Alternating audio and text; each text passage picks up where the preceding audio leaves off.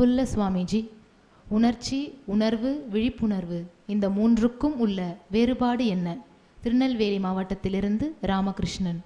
உணர்ச்சி, உணர்வு, விழிப்புணர்வு இந்த மூன்றுக்கும் உள்ள வேறுபாடு என்ன?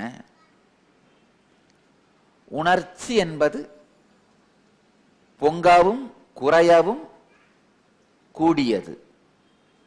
உணர்வு என்பது நிலைத்திருப்பது. விழிப்புணர்வு என்பது என்றென்றும் நிலைத்திருப்பது. ஆழமா புரிஞ்சுங்க. உணர்ச்சிங்கிறது நனவு நிலையிலோ கனவு நிலையிலோ பொங்கி அடங்குவது. உணர்வு என்பது நனவு, கனவு, தூக்கம் மூன்றிலும் நிலையாக இருப்பது. விழிப்புணர்வு என்பது பிறப்பு, இறப்பு இரண்டிலும் நிலையாக இருப்பது. கனவு, நனவு எதிலும் நிலையில்லாமல் இருப்பது உணர்ச்சி. கனவிலும் நனவிலும் தூக்கத்திலும் நிலையாக இருப்பது உணர்வு. கனவு, நனவு, தூக்கம், இறப்பு, பிறப்பு அனைத்திலும் நிலையாக இருப்பது விழிப்புணர்வு. இது எப்படின்னா, வேறு வேறு அனுபவத்திற்கான வேறு வேறு வார்த்தைகள். 18 கேரட் தங்கம், 22 கேரட் தங்கம், 24 கேரட் தங்கம் மாதிரி எல்லாவற்றிலுமே தங்கத்தின் பாகம் இருக்கின்றது. ஆனா மாசு கலந்திருப்பது, மாசு கலந்திருக்கும் விகிதம் மாறுபடுகின்றது.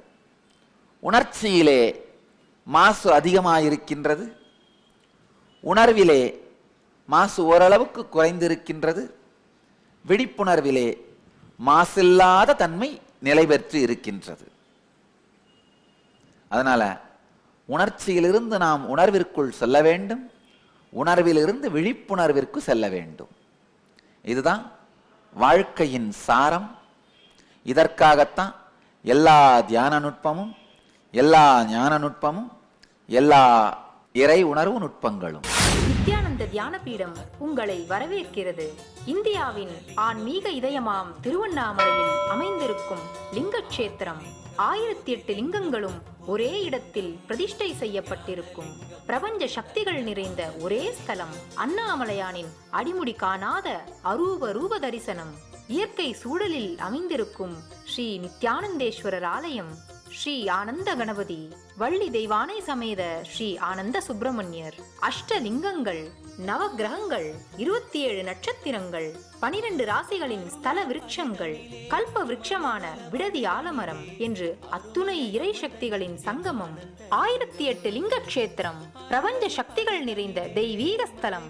பரமஹம்ச நித்யானந்தரின் சாநித்தியத்தில் பிரதிமாதம் பௌர்ணமி திருவிழா. தினந்தோறும் ஆயிரக்கணக்கான மக்களுக்கு அன்னதானம். மாதந்தோறும் 10,000த்திற்கும் மேற்பட்ட மக்களுக்கு வைத்திய தானம், தியானம், தியான சிகிச்சை என்று சேவைகளை அளித்து வரும் ஒரு குணமளிக்கும் சக்தி ஸ்தலம். இடம் நித்யானந்த தியான பீடம், கிரிவலப்பாதை, திருவண்ணாமலை. தொலைபேசி எண்கள் 720000033111 மற்றும் 7200003322. நித்யானந்தம் சுவாமிஜி, எல்லோருமே இறைவனின் பாகங்கள் தான் என்ற சத்தியம் அறிவு ரீதியாக புரிகிறது. ஆனாலும் என்னால் இந்த சத்தியத்தை ஏன் நடைமுறைப்படுத்த முடியவில்லை? எங்கு நான் சிக்கியிருக்கின்றேன்? சேலம் மாவட்டத்திலிருந்து கண்ணன். அருமையான கேள்வி. எல்லோரும் இறைவனின் பாகங்கள் தான் என்ற சத்தியம் அறிவு ரீதியாக புரிகிறது. ஆனாலும் என்னால் இந்த சத்தியத்தை ஏன் நடைமுறைப்படுத்த முடியவில்லை? எங்கு சிக்கி இருக்கிறேன்? ஆழ்ந்து பார்த்தீங்கன்னா, பொறாமை, குரோதம் இந்த 2 மனப்பான்மையில தான் சிக்கியிருப்பீங்க. எல்லாருமே இறைவனுடைய பாகம்தான் புரியுது. இருந்தா கூட அவன் மட்டும் ஏன் என்னை விட அதிக பணத்தோட இருக்கிறான், இருந்தா கூட அவன் மட்டும் ஏன் என்னை விட அதிகமான பொறுப்போடு இருக்கிறான், இருந்தா கூட அவன் மட்டும் என்னை விட ஏன் பெரிய போஸ்ட்ல இருக்கிறான், அவன் மட்டும் ஏன் என்னை விட நிம்மதியா இருக்கிறான். எல்லோருமே இறைவனின் பாகங்கள் தான் என்ற சத்தியம் அறிவு ரீதியாக புரிகிறது. ஆனாலும் என்னால் இந்த சத்தியத்தை ஏன் நடைமுறைப்படுத்த முடியவில்லை? எங்கு சிக்கி இருக்கிறேன்? எல்லோருமே இறைவனின் பாகங்கள் தான் என்ற சத்தியம் அறிவு ரீதியாக புரிகிறது. ஆனால் ஏன் நடைமுறைப்படுத்தவில்லைன்னு கேட்டீங்கன்னா இதுதான் காரணம். இதுதான் அடிப்படையான காரணம்.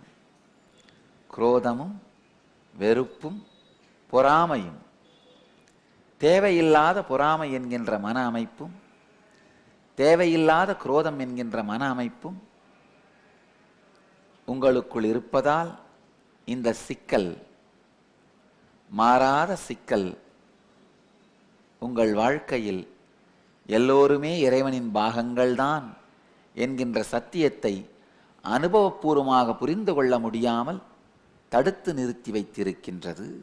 உங்கள் எல்லோரையும் நித்யானந்தத்தில் நிறைந்து, நித்யானந்தத்தில் மலர்ந்து, நித்யானந்தத்தில் கரைந்து, நித்யானந்தமாகிட ஆசீர்வதிக்கின்றேன். நன்றி. ஆனந்தமாக இருங்கள். நித்யானந்த தியான பீடம், நித்யானந்த நகர், பிடதி, பெங்களூரு. Phone 9742203311 www.nityananda.org.